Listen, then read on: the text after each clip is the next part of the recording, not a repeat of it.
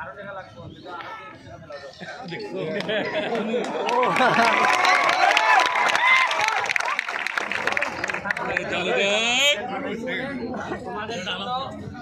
তোমাদের জন্য আমি সব দিতে রাজি, কিন্তু রেজাল্ট ভালো করতে। রেজাল্ট না ভালো না করলে আমি সোনারঘাটে আগায় নিয়ে যেতে পারবো না।